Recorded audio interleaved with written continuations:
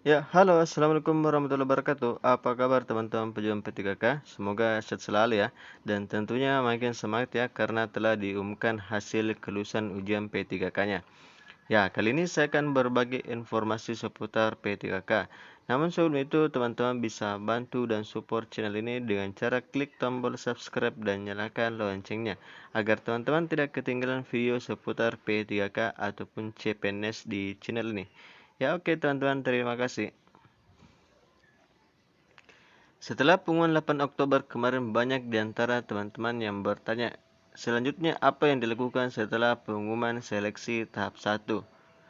Jika saya lulus, apa yang harus saya lakukan? Begitu pula sebaliknya, apa juga yang harus saya lakukan jika tidak lulus?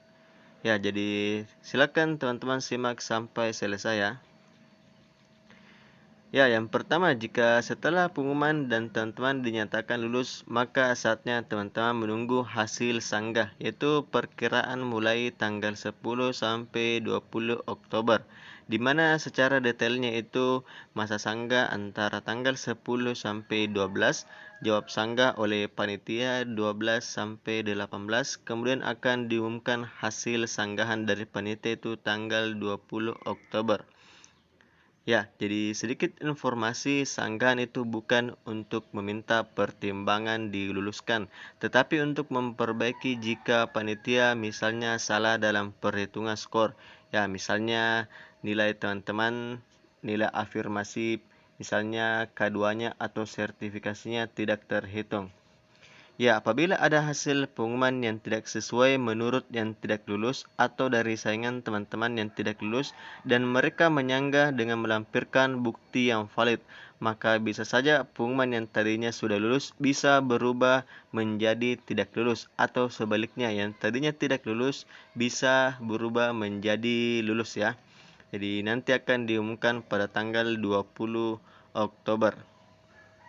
Ya, sesuai Permen 28 tahun 2021 pasal 31 mengenai proses penyanggahan. Ya, dalam hal ini setelah dilakukan pengumuman hasil kompetensi 1 dan wawancara, terdapat pelamar yang keberatan terhadap hasil keputusan panitia penyelenggara seleksi sebagaimana dimaksud pada ayat 1 dapat mengajukan sanggahan paling lama 3 hari setelah pengumuman hasil seleksi kompetensi 1 dan wawancara. Ya, panitia penyelenggara seleksi dapat menerima atau menolak alasan sanggahan yang diajukan oleh pelamar. Jadi, panitia berhak menerima sanggahan dari peserta ataupun menolak. Kemudian, panitia penyelenggara seleksi dapat menerima alasan sanggahan dalam hal kesalahan, bukan berasal dari pelamar. Jadi, panitia bisa menerima sanggahan dari peserta jika kesalahannya berasal dari panitia tersebut, bukan dari peserta sendiri. Ya, namun teman-teman tidak usah khawatir, tidak semua hasil sanggahan bisa diterima. Ya, misalnya seperti Anda guru induk yang melamar di sekolah sendiri dan lulus, hampir dipastikan tidak bisa disanggah.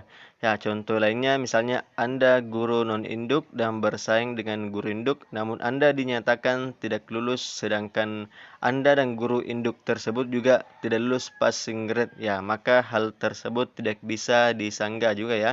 Karena kita sudah tahu yang menjadi prioritas di tahap 1 adalah guru induk. Ya, lantas kasus yang bagaimana bisa disanggah? Ya, ini ada beberapa contoh kasus yang bisa disanggah. Misalnya sudah bersertifikasi tapi tidak mendapatkan nilai afirmasi. Ya, sudah K2 dan di atas 35 juga tidak mendapatkan afirmasi. Kemudian penyandang disabilitas juga tidak mendapatkan afirmasi ataupun nilai atau hasil ujian yang tidak benar atau perhitungan skornya salah ya atau keliru. Jadi ini beberapa contoh yang bisa disanggah. Ya, jadi jika memang nilai teman-teman sudah benar dan Anda tidak lulus karena nilai dari salah satu kompetensi Anda yang kurang atau teman-teman kalah ranking dari saingan, berarti sudah dipastikan teman-teman gagal dalam tahap 1 ini. Ya, kita lanjut ke topik pembahasan yang awal tadi. Jika setelah masa sanggah berakhir dan tidak ada sanggahan untuk Anda yang lulus, maka bisa dipastikan ya, teman-teman sudah lulus jadi ASN P3K. Dan selanjutnya teman-teman cukup duduk tenang sambil menunggu tahap 3 sampai selesai untuk pemberkasan. Dan apa saja sih berkasnya? Ya, tenang, kita akan bahas di video selanjutnya. Oh ya, sedikit informasi juga, jika teman-teman sudah dinyatakan lulus dan telah mendapatkan nomor induk P3K, jangan mengundurkan diri ya.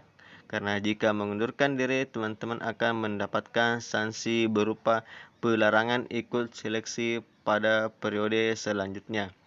Ya, adapun untuk masa hubungan perjanjian kerjanya sesuai Permen, yaitu paling singkat 1 tahun dan paling lama 5 tahun, serta dapat diperpanjang sesuai dengan kebutuhan masing-masing daerah.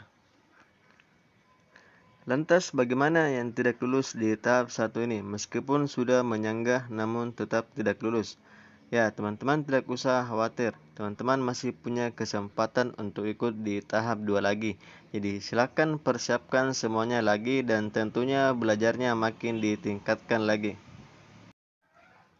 Ya, oke teman-teman, itulah beberapa informasi mengenai P3K. Semoga bermanfaat. Sekian dan terima kasih. Wassalamualaikum warahmatullahi wabarakatuh.